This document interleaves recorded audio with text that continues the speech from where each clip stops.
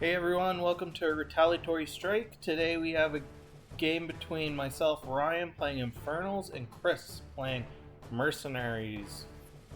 Hey everyone, so we forgot to do Cryx's list before he left, so I'm doing it for him. So in his list he has running Mortenebra 1 and Strange Bedfellows. So Mortenebra has Deryliss, a Cipher, Conservator, and 2 monitors.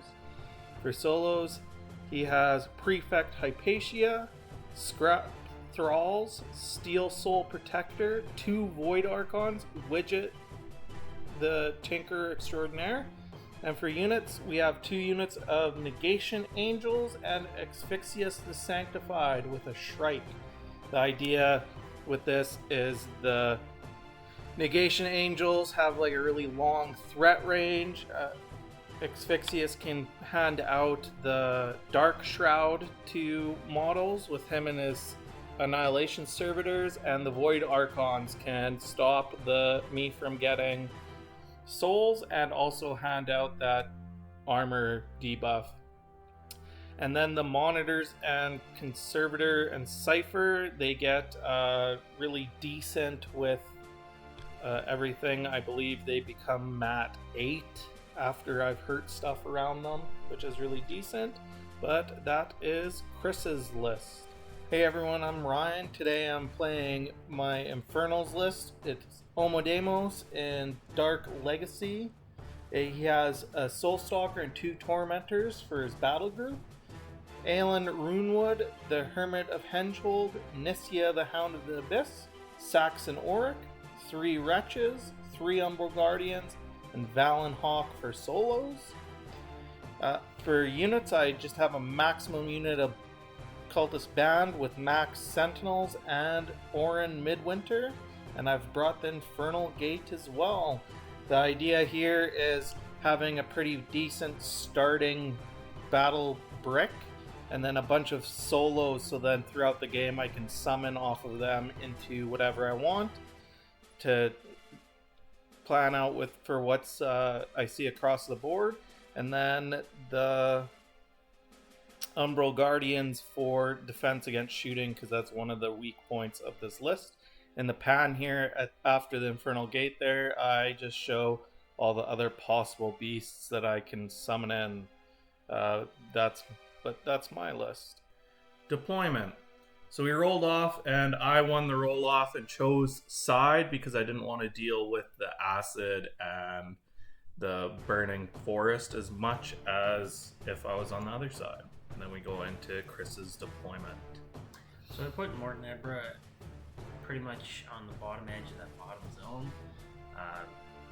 She doesn't really do a whole lot for her army, so it's alright having her skewed to one side. It makes it a little harder for Ryan to put Omodamos into her, because he puts his caster to the bottom, then that limits where his horrors can go fairly effectively,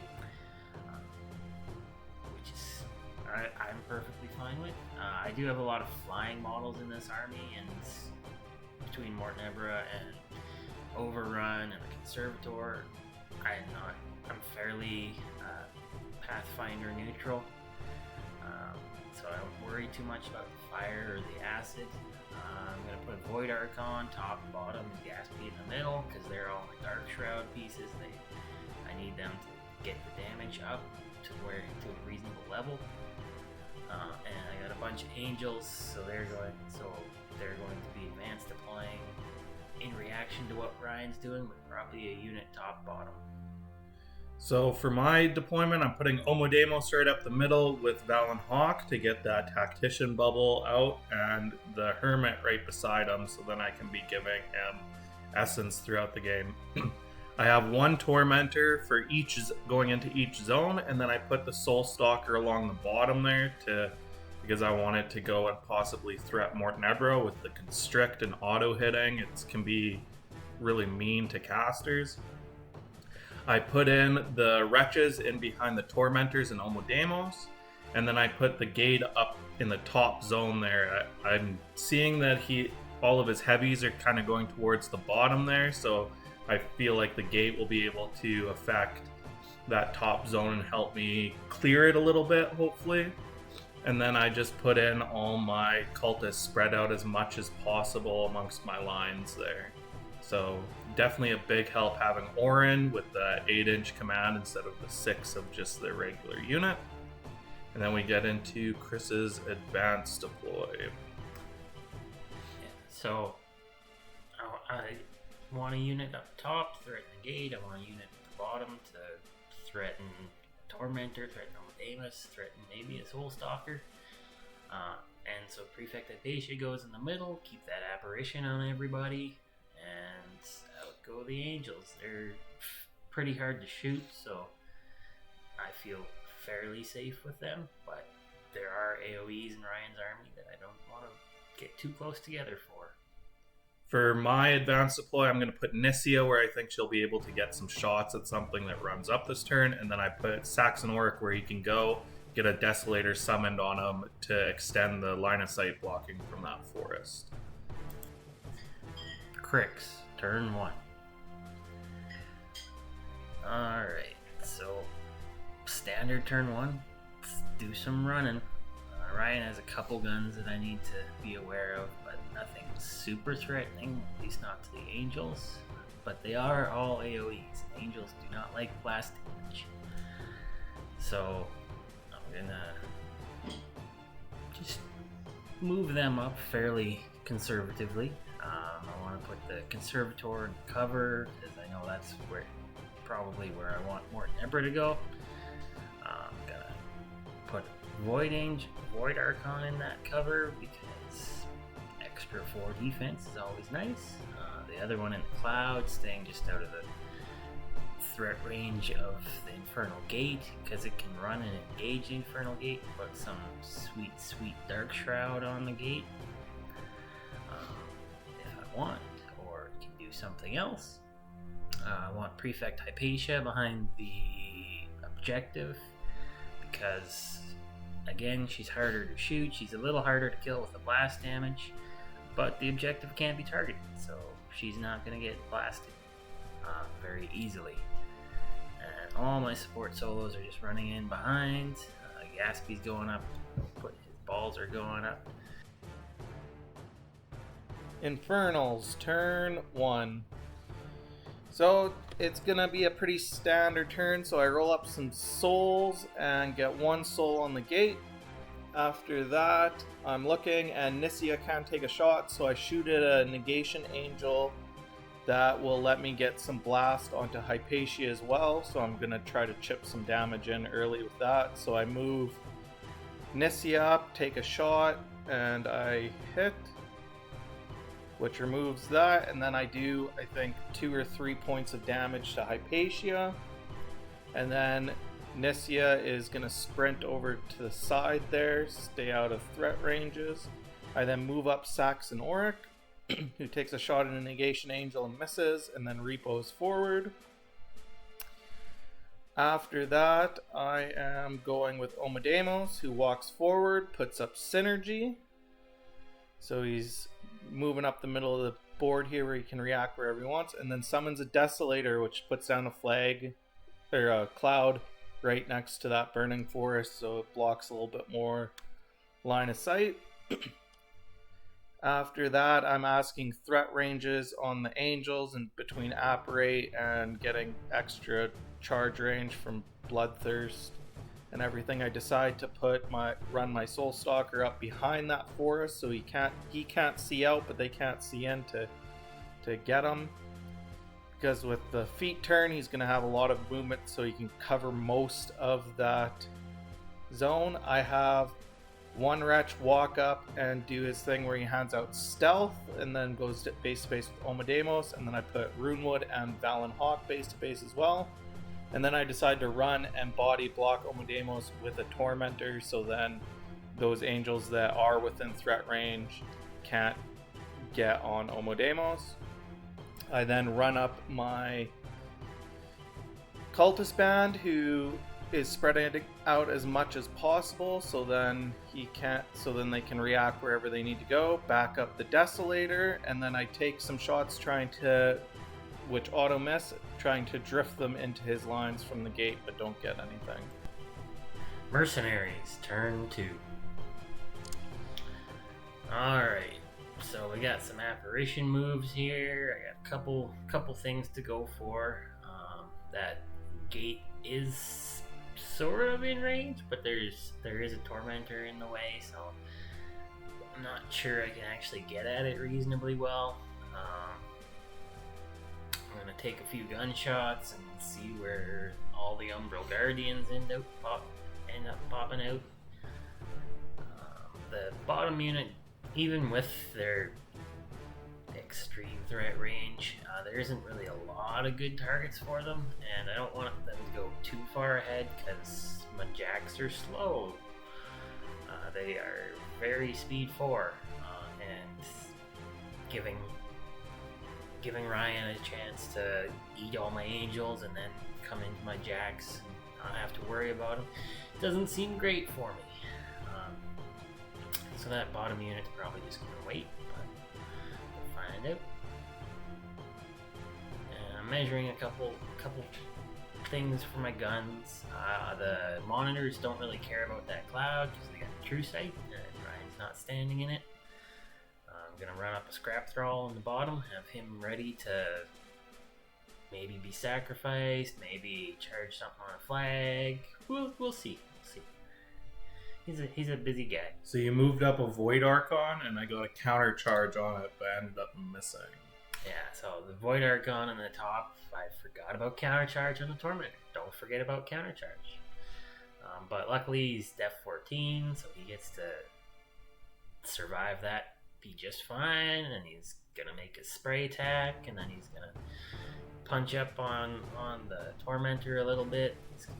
Ryan's gonna pop out 2 Umbral Guardians from the spray because they can do that. And now I'm gonna see which of my angels can see that Tormentor and can get the 2 of them on him.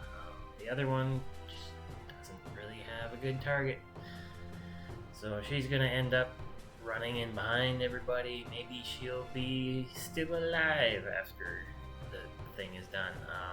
I sort of expect those 2 to actually kill this damaged Tormentor, and the dice just don't happen. So I do take out the outside ring, so he's fully functional. It's great. I love it when heavies can't be crippled in any reasonable fashion. It's just like playing Hordes. Yeah, except you can stop Hordes from healing. But hey, your heavy's got more than 4 boxes, so he's just fine. I'm measuring the threat range from that Soul Stalker. He is more than 3 inches into the forest, so he can't see out, so if he goes somewhere, he's gonna have to walk. And he can walk pretty good with Omodamos' feet, but it's still just a walk. I believe that's Conservator. Nope, that's the first monitor. That's the one that has Spectral Steel up, and out pops another the third of those Umbral Guardians, and I managed to kill it. And I ricochet into the Desolator, and I might have scratched it a little bit. This was not a good turn for dice. I just couldn't do them. Just bad at dice. And so I walk up the second monitor and shield guards it into the Umbral Guardian, and I do exactly 0 damage after boosting. And then I ricochet into the other Umbral Guardian, and even with the boost, it misses. Great. It's great. Everything's great. And here's the Cipher, and I'm gonna drop some rough terrain. I know Omodamos' feet makes everything ghostly, but now if he wants to go anywhere, he kind of has to use his feet. He's not just gonna walk up because his stuff doesn't have any Pathfinder, so they're gonna get pretty hung up on all this Rough Terrain, and that's very clearly a 4-inch AoE. Thanks, Ryan, for letting me borrow that. Now, what to do? So that Tormentor in the top is still alive. More boxes than a little Murder Servitor can do. Not sure who that was. What else do I have with a gun?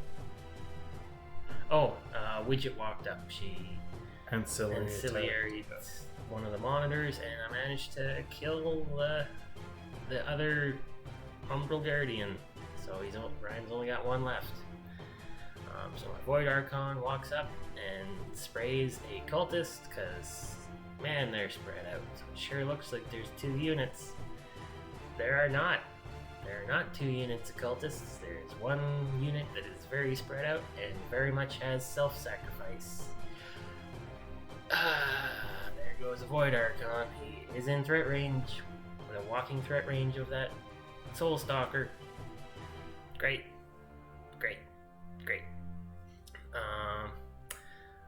Gaspy walks up. His Murder Servitors run up. My bird walks up. Infernals, turn 2.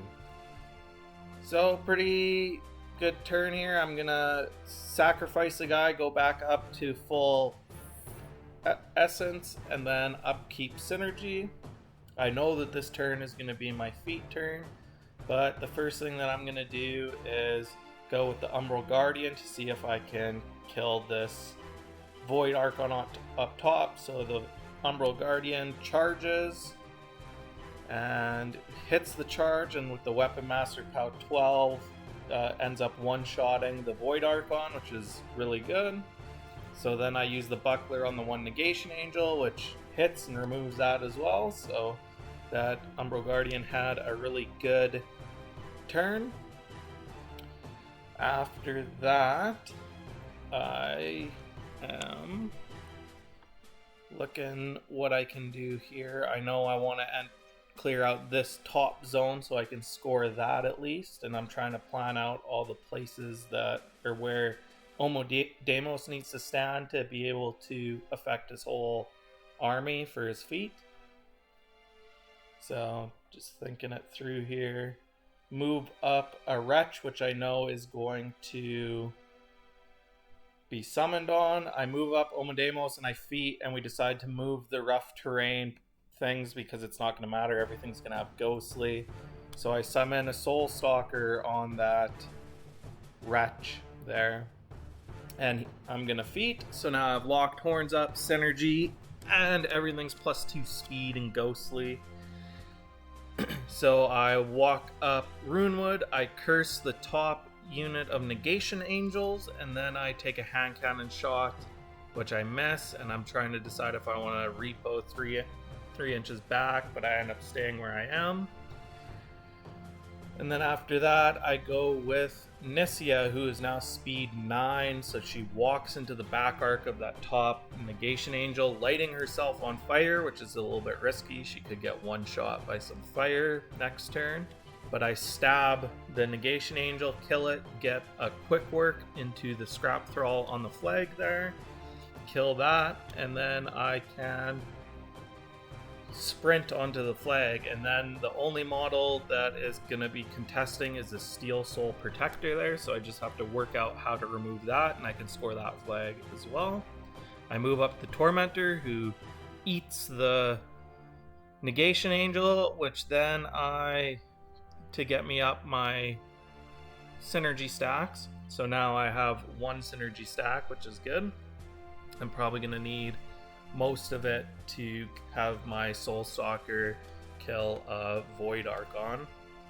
So after that, I decide, instead of hanging back, like there's not very many good targets for my 1 Tormentor to go after, but instead of hanging back, I'm going to push up into his face a little bit here and get synergy stacks. So I charge one of the Annihilation Servitors and just remove it. Might as well take out the models. And then I move up the Hermit, who then hands out essence to the Summon Soul Stalker and the Desolator. after that, and then we realized that I would have got a soul from killing the one Negation Angel with the Tormentor, so I put that on Omodamos.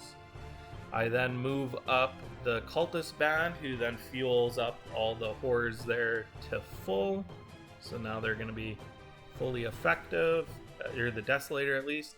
And I'm looking here, and there is a charge that I can do where I can charge the objective and then get an assault onto the Steelsoul Protector. So I decide I'm going to go for that, and I'll boost damage onto the Steelsoul Protector and try to remove them with the spray from the Desolator.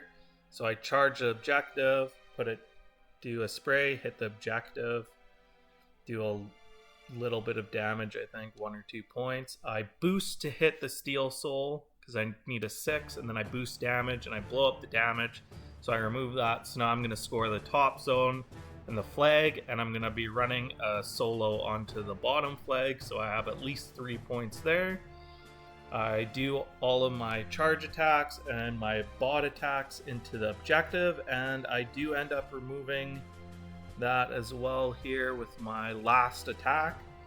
So I'm going to have a nice healthy lead of 4-0, which will be good for me. And then I move up a Wretch who gets to ancillary attack the Desolator, so I'm getting some free attacks here. So I spray down and I hit about 3 models with the spray, and I miss all 3 of them. So take the free attacks where you can. I run the one Wretch over to be on the flag, and then I walk up my Soul Stalker who hits the coil attack, and then so now I auto hit on all my attacks, and with one bot bite I end up finishing them. So that's good. And then I use the summoned Soul Stalker to body block for Omodamos, and that is my turn. There. Convergence, turn 3. Alright, so I took a couple hits more than I expected. I didn't really expect a Umbral Guardian to one-shot a Void Archeon. That's not great. I thought I'd have hopefully one angel left in the top. No, I'm really looking bad at the top zone there. But luckily Ryan's giving me all these sweet targets in the bottom, so at least I get to feel effective. I'm gonna do me some apparitioning here, and I did a swift vengeance move with Hypatia, so she goes pretty good. Gonna have Mortenebra walk over, allocate some, and I think that's everything she does. Still upkeeping Spectral Steel on that one monitor, so he's going to be able to just walk through the water with no trouble. Now I got to figure out where all my Dark Shroud's going and how it's going to get there.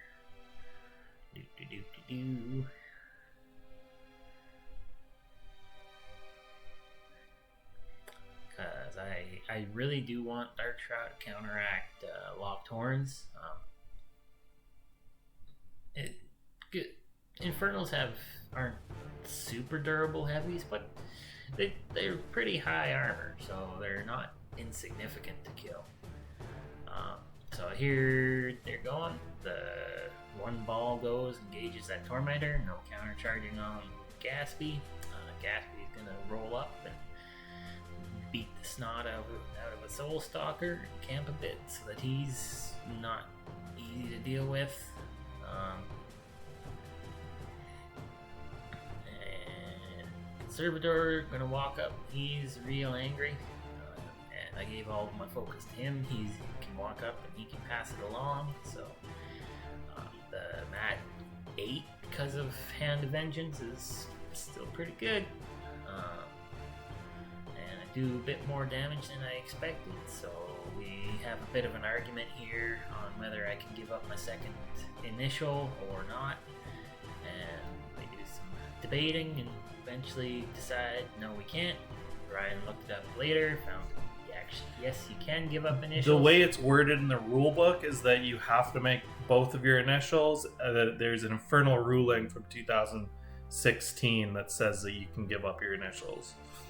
So I end up with a focus loss there, but as we see, it doesn't actually matter all that much because it's kind of hard to plan on all this extra focus. Mortenebra can, with the convergence heavies, Mortenebra actually has an amazing amount of focus to give around.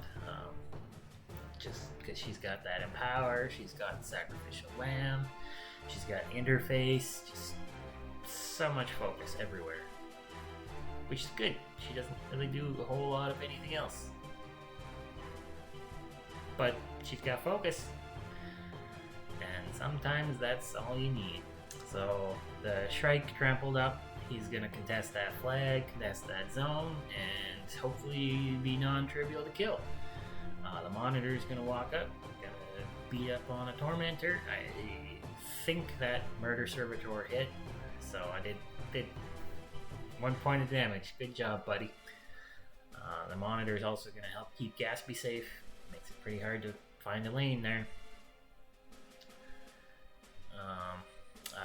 Deryliss walked up and he did empower that Monitor. That Monitor also killed that Tormentor faster than I expected, so he's gonna be another heavy camping one.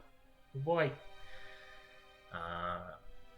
The Scrap Thrall there missed. The explosion did nothing. And still rolling fours. Yep. Good damage. Hypatia walks up, she shoots a guy, and I think she hits. Self-sack, I believe. Self-sack, there you go. That's how you clear flags. The cultists with self-sack are actually really good contesting pieces because you can't kill them.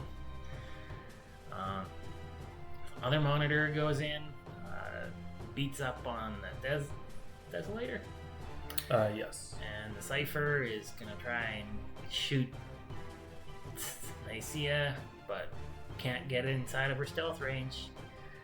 So leaves just enough space that the AoEs can scatter off of her, and oh boy do they.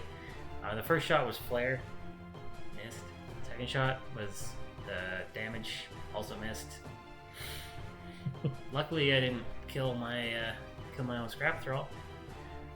I did actually hit him, but I didn't break his armor, so turns out being bad at damage rolls is sometimes a good thing.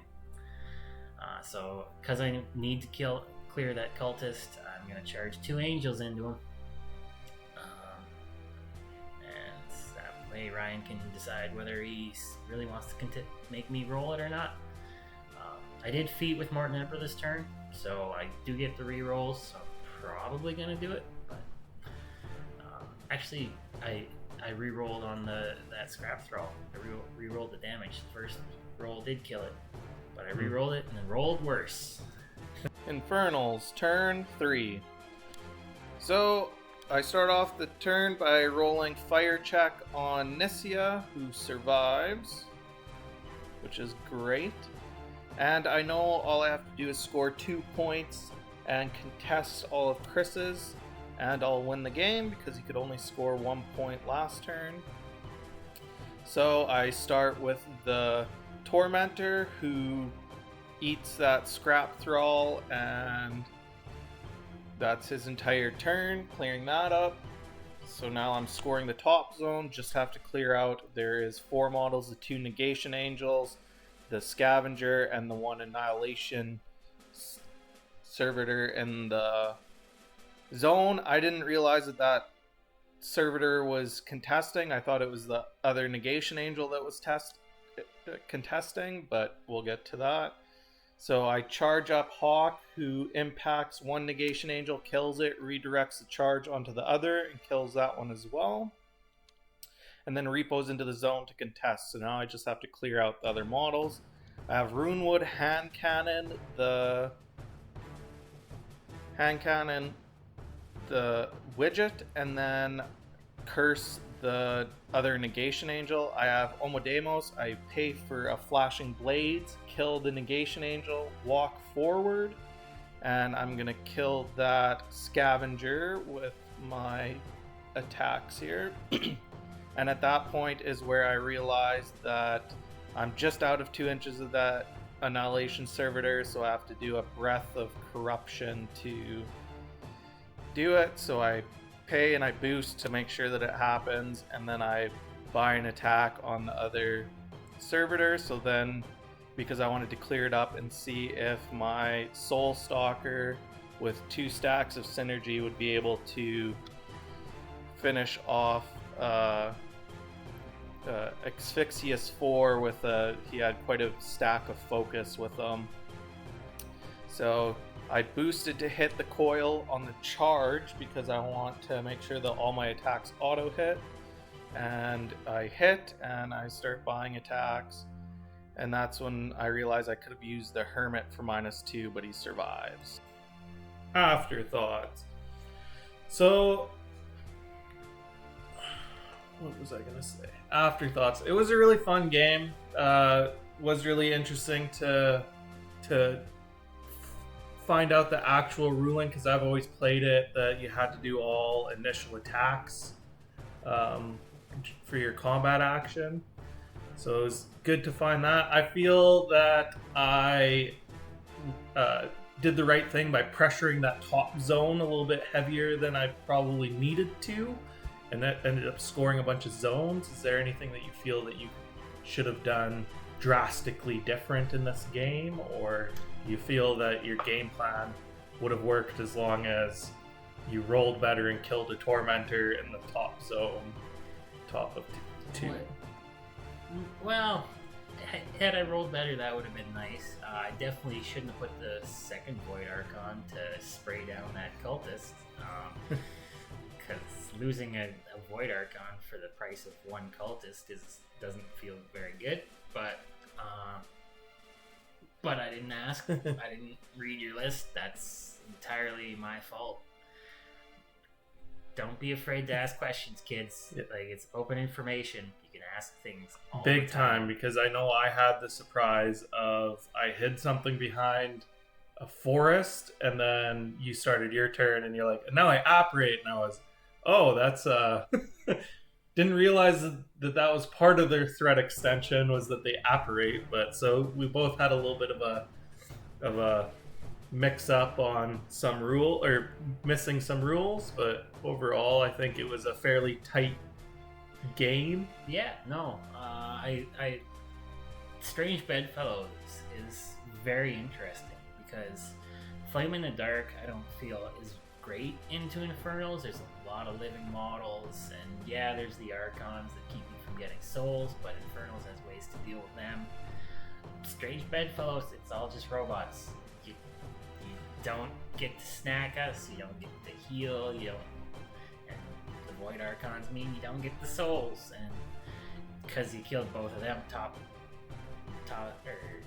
very quickly. Bottom of 2. You did actually get some souls on Omodamos, but there's still just a lot of things you don't get to do because we're robots, and because everything's a robot. Gasp 3 gives out Bloodthirst. We just threat so far into Infernals where everything's alive. Oh yeah. It feels really good, which is good because Mortenebra doesn't really do anything.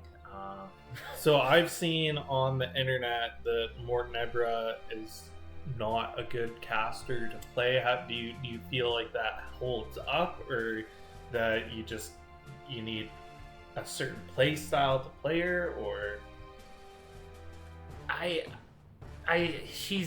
don't think she's bad in this list, but mostly it's because everything around her is very strong. We got Gaspy 4, we've got all the Angels. She actually works really well with Convergence Jacks. I've played her in Cryx before, and it just never felt good. But with the ability to pass along the focus, I felt like I had enough focus to do everything.